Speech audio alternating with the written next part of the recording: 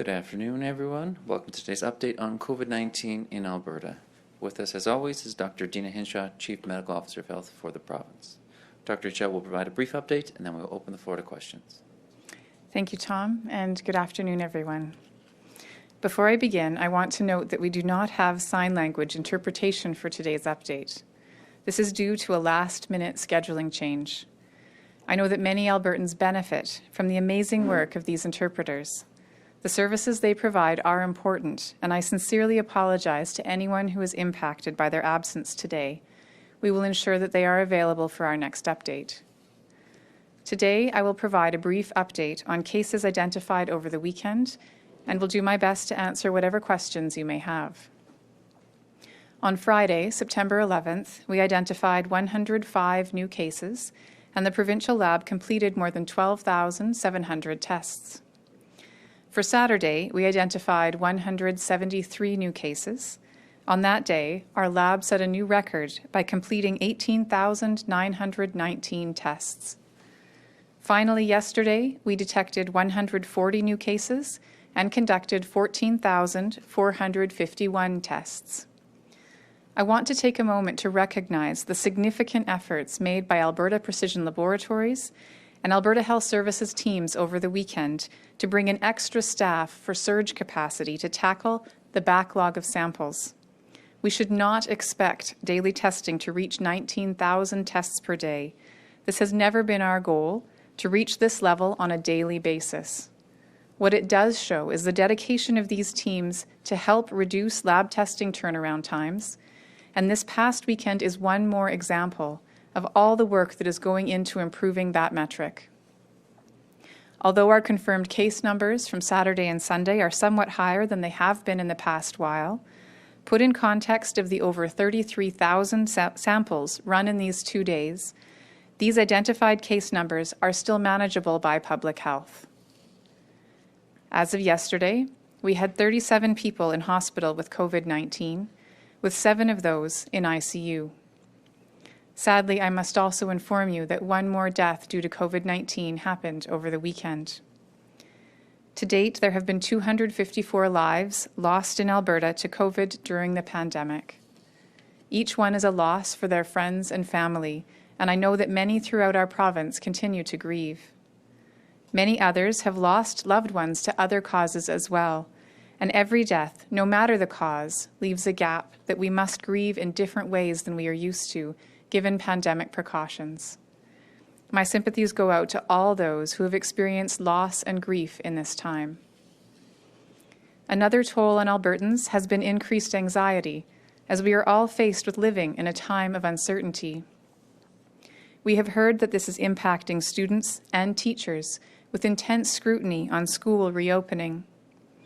I want to be very clear that we continue to act quickly to limit the spread of COVID-19 in schools, and that our commitment to transparency in reporting should not be seen as a heightened risk of COVID-19 in school environments.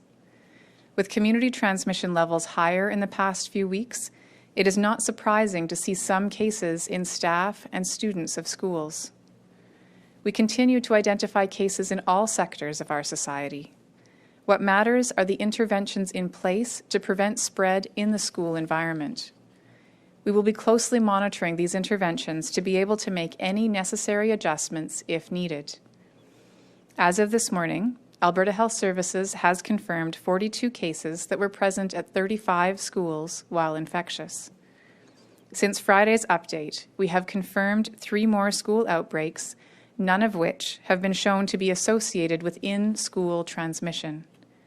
The new outbreaks were identified at Lester B. Pearson High School and Auburn Bay School in Calgary Zone, and Ross Shepherd High School in Edmonton. All parents and guardians at these schools were directly notified by AHS and the school over the weekend, ensuring that they had the information they needed before school started today. We have now updated the school map to keep Albertans informed as well. As I mentioned last week, while we are calling these outbreaks, it is important to keep these in perspective. We recognize that it's important to act quickly when cases of COVID-19 are identified, which is why we are treating only 2 cases who who were in a school while infectious within a 14-day span as outbreaks. This is a very cautious use of this term. As soon as even a small number of cases are identified, all necessary precautions are put in place within a school. We believe this is important to containing the virus before it has a chance to spread. However, 2 cases is also an extremely low threshold to meet, especially in larger schools.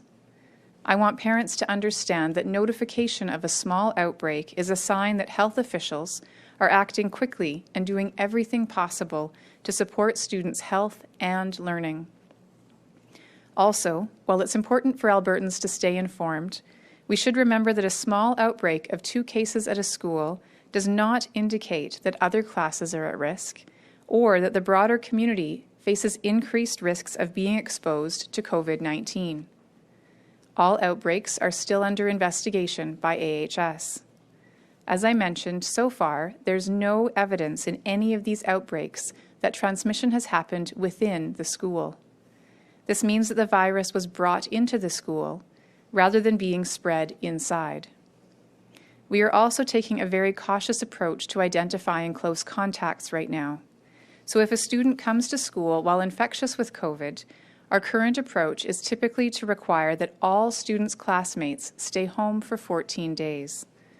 I recognize that this is very inconvenient for families, and I regret the impact this is having on those students and their families.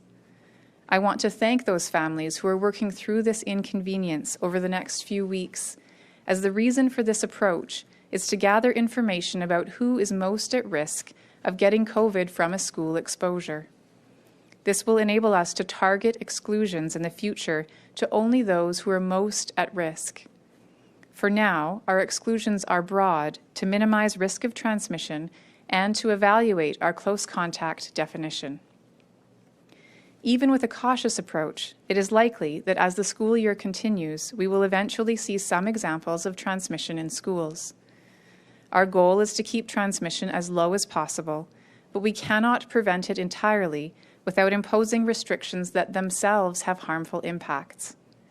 Living with COVID-19 means seeking balance between limiting the harms of COVID and limiting the harms of COVID restrictions.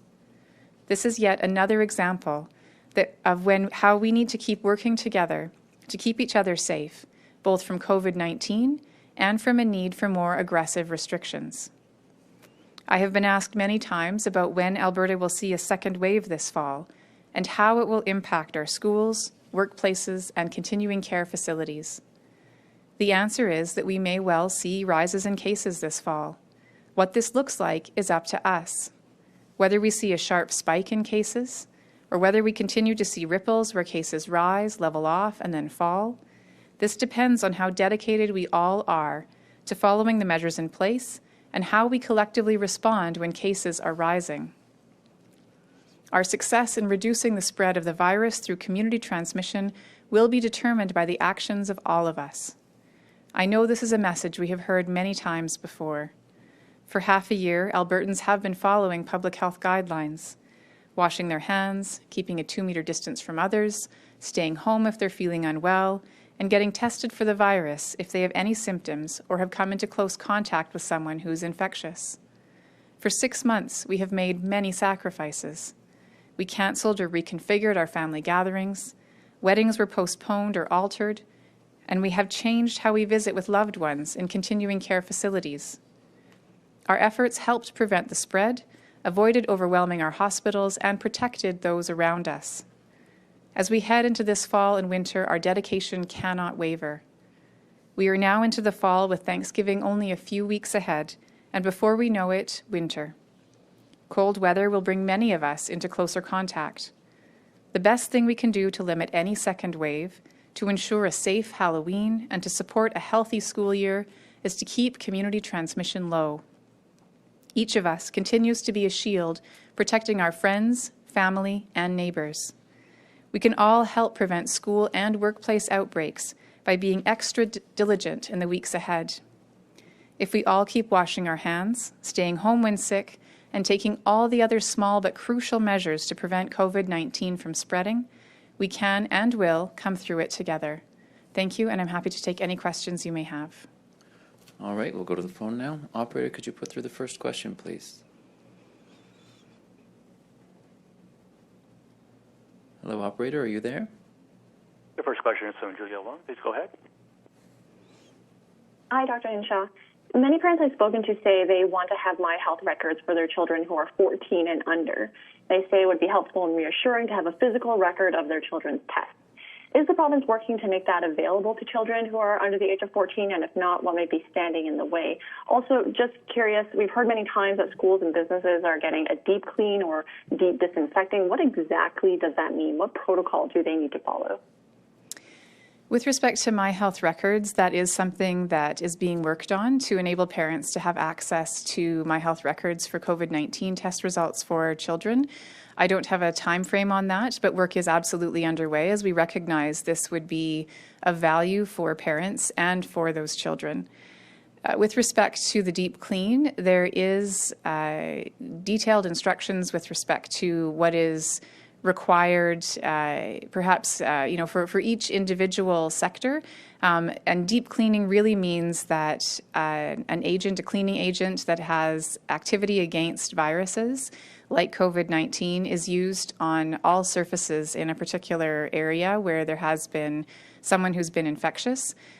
So the guidance documents that are on the Alberta Health website, they do indicate the types of surfaces that need to be cleaned, and depending on the context, there is instructions with respect to cleaning or what must be done with items that may be difficult to disinfect, such as setting those aside for 72 hours.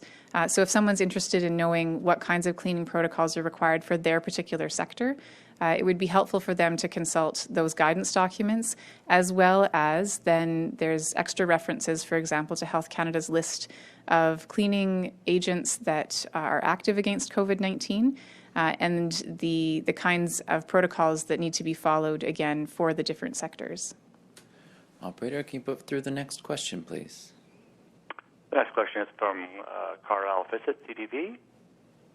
Please go ahead. Hi, Dr. Hinshaw. I know this is something you've gone over before and have gone over just a little while ago today.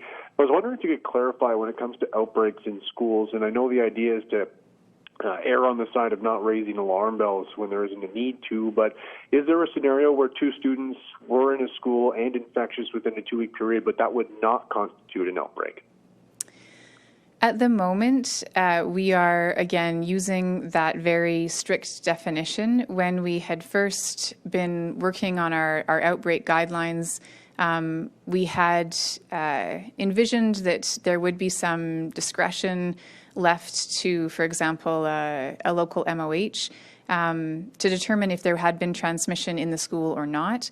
But what we're finding is that people are really wanting a very clear definition that's consistent in all circumstances. So it's possible that there may be 2 cases within a school community, but only one of those cases was present while in the school and infectious, and those 2 cases are not connected to each other with respect to the school. In that case, we wouldn't declare an outbreak, again, if there's a second case that didn't cause any transmission and didn't acquire it in the school. So that may be an example, but whenever there are 2 cases within 14 days where transmission could have occurred within the school or those 2 students were infectious while in the school, then that currently meets our definition of outbreak, which again does not, at the moment, none of our outbreaks have been shown to have transmission within the school environment. My sincere apologies. I forgot to mention that in addition to Dr. Hinshaw, we also have Andre Corbould, Deputy Minister of Alberta Education, here to help answer questions if needed. Operator, could you put through the next question, please? The next question is from Matt Woodman, CTV Edmonton. Please go ahead. Hi, Dr. Hinshaw. Maybe I'm remembering this quickly, but early on in the pandemic, I thought I remember the Premier saying at some point this summer we would have the capacity to test about 20,000 Albertans every day. But today you're saying we shouldn't expect 19,000 tests on a daily basis. So am I misremembering that, or was perhaps the province just being a little over-optimistic in its ability to complete that high number of tests in a single day? what's important to know about the number targeted for a single day is that we need to have surge capacity. So we need to have the ability to move through 20,000 tests in a single day if we should need to. And as we're looking at the fall, we know that we need to be able to move into a surge capacity if we should get increased circulation of other viruses like influenza, if we should see an increased spread of COVID-19, that we do need to have that ability to test that many people in a single day. But there's a difference between surge capacity, being able to test a certain number of people in a particular day, and the requirement to test that many people every single day for months and months. And so I think that that distinction has perhaps been lost, but what we need to do is we need to have that surge capacity. So absolutely, as the lab has demonstrated, we have that surge capacity that we committed to having, but we do not need to maintain that capacity every single day. Again, we need to focus on moving our highest priority samples through as quickly as possible, those who are symptomatic, those who are close contacts of cases, those who are in outbreaks. And if our case numbers should increase and we should see more symptomatic individuals, we absolutely need to be able to surge to that, which, as I've just said, we've proven that we can. But the intention has never been to have that kind of a sustained capacity every single day. Operator, can you put through the next caller, please? Next question is from Dylan Short, Edmonton Journal. Please go ahead. Hi, Dr. Hinshaw. You had spoken about the backlog of tests there. I was just wondering, at this point, where does that backlog stand? Is it gone completely now? And about how long should Albertans wait to get the results, or expect to wait to get the results back? I don't have the current backlog information. That would be something Alberta Health Services would likely have. So I think, again, with how long Albertans should expect to wait, those specific questions, I know that in the past, Albertans sometimes have had to wait up to a week or more to get test results, and we're trying to compress that down to just a couple of days. I'm not sure where we're at in that compression time frame, but again, we're working as hard as we can collectively with the efforts of many, many people across the system to be able to get that backlog down. And I'm told that the majority of those who are currently going for testing are choosing the option of receiving their results by text. So that's one of the things that we've done, is enabled people to get their results immediately as soon as they roll off the testing machines. People will receive, if they've signed up for that text notification. So the time to wait between lab test and result notification is now essentially zero. And again, now we're working on some of those other parts of the system. So I'll be able to provide more information in the days ahead with respect to where we're at with that. But again, right now, what I can say is that every effort is being made to reduce that time to just a few days. Operator, could you put through the next caller, please? Next question is from Courtney Theriault, City News. Please go ahead. Thank you very much for taking my question, Dr. Hinshaw. Part of the updates, obviously, the last week and change have been identifying the number of infectious cases in schools as well as the number. But that doesn't take into account the number of students who've had to then be tested and self-isolate. So the question I have is, do you have a number of the students across Alberta that have been forced into taking those precautions? I know it's 237 here in Edmonton, according to Public and Catholic. So do you have that number? And should that number be made public in order to give us a better sense as to how much of an impact these one or two cases, even right now, are having in schools? From the public health side of things, our records show the number of contacts that an individual case has overall. So that's not necessarily just the school contacts, it's all their contacts that they have in their whole life. So we are working on the public health side to see if we can differentiate, but I'm not sure if that's information. I don't know, Deputy, is that something that you would have access to, the number of contacts? Yeah, thanks, Dr. Hinshaw. I don't have the specific numbers with me here today, but we do track the total numbers of students impacted because, of course, we're working with the school boards on what they need to adjust, including additional online supports. I think it's important, though, to make explain what number of schools are carrying on and operating that haven't been impacted at all by COVID. And right now, there are 2,380 schools that are open and operating without any cases at all, which represents approximately 98% of schools in Alberta.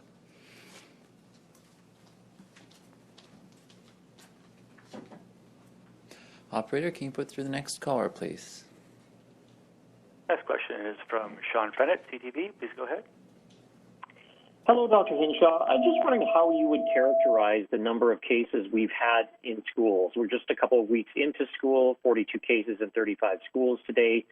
Does that strike you as, wow, that's a lot more than you expected to see? Or is it like, hey, that's not too bad considering the number of students that have returned to school all kind of within this quick period all of a sudden right now? How would you characterize the number of cases we've had? I would say that we have seen an increase in our daily case numbers over the last few weeks. So this number is consistent with, again, that overall rise in community transmission that we've seen. I recognize, as I said earlier, that each case that we've identified does inconvenience those families of the individuals, the other students in that class. And I know that that's not easy for those parents who need to make adjustments to their schedule to be able to support their child to be at home for 2 weeks. And so again, while the total number of cases is not surprising given the community transmission numbers that we have, again, it's a reflection of the fact that we all really need to do our part to minimize community transmission in order to keep schools as safe as possible and minimize the impact that we're seeing these cases have in schools. All right, we have time. Oh, sorry, just one additional comment from Deputy Minister. Yeah, thanks, Dr. Hinshaw. I also just wanted to highlight that, notwithstanding the cases that we're dealing with in the schools, and we're very much focused on those for sure, right now there are 720,000 students being educated in the system here in Alberta, and 138,000 of those are kids who have chosen or parents who have chosen to take online options. So notwithstanding the cases that have popped up here in the last couple of weeks, education continues to be delivered in Alberta, either at school or in some limited case online. All right, we have time for 2 more questions. Operator, could you put through the next one, please? Last question is from Lauren Pullen, Global Calgary. Please go ahead. Hi, Dr. Hinshaw. Thanks so much for taking the time to answer my question here. The World Health Organization is reporting a record one-day increase in global coronavirus cases. You did say off the top of your address that things are manageable by our public health here, but again, that numbers are rising. At what point do we reach that second wave or that concerning number that would change things? And any other reaction to our increasing numbers or that WHO stat? I think the WHO stat is really reflective of the fact that all of us around the world are trying to deal with this pandemic, with the impacts it's had of direct infection on people, with the impacts it's had as every country around the world has had to make decisions about how to manage COVID-19 and some of the impacts those decisions have had.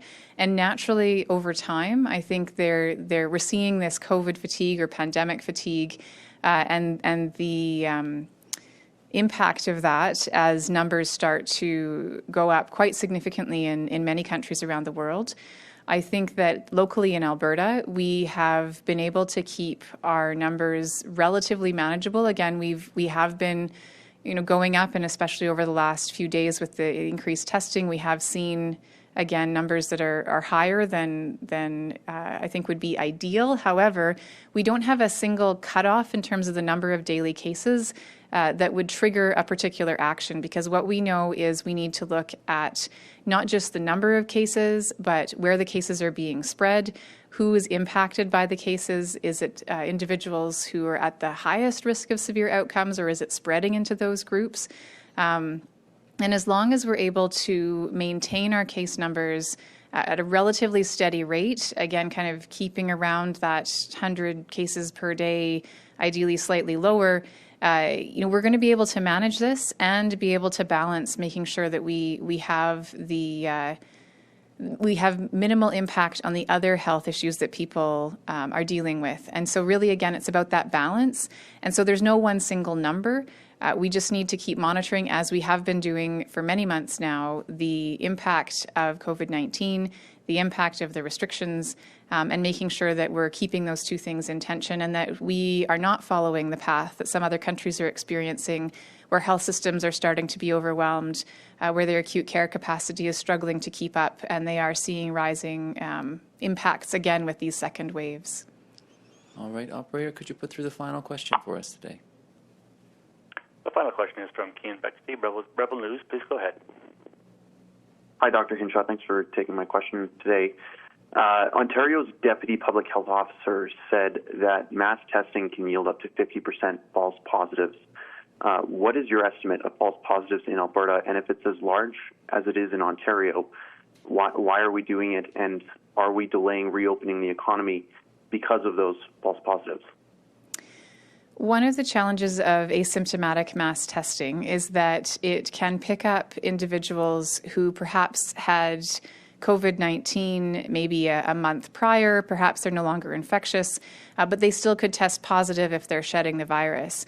And so one of the challenges, again, as we're doing the asymptomatic mass testing is to distinguish between those who perhaps are infectious, currently actively infectious, and those who maybe had infection a while ago. And that, I can't comment on exactly what the Ontario's Deputy Chief MOH had been commenting on, but that is one of the biggest challenges of that mass testing. What we've seen from our mass asymptomatic testing in Alberta is a very, very low positivity rate. So we're looking at around, when you look at thousands of tests that are done across Alberta every day, we're seeing on average only about 6 cases per 1,000 people tested, which indicates again that the risk of someone being actively infected when they have no symptoms and no exposure is very low. And so that's not what's driving our case numbers. Our case numbers are being driven by those who are symptomatic, by those who are close contacts of known cases, and by those who are involved in outbreaks. The number of total cases we're seeing through our asymptomatic testing is a minority of our overall cases. And again, to get our economy restarted, we can't ignore COVID-19. We have to hold two things in balance. We do need to move forward with all those things that support Albertans' health, the ability to work, the ability to socialize, the ability to engage in activities that keep people healthy like exercise and recreation. And we also need to keep COVID-19 restrictions in place to the level that allows us to have all those other things that we need for our health, as well as minimizing that transmission, because we know that if transmission rises in some other places around the world, that causes significant impacts on the economy. So in order to have both of those things, we need to work for that balance. All right, thank you all for joining us today. Dr. Hinshaw will provide another update later this week. Have a good day.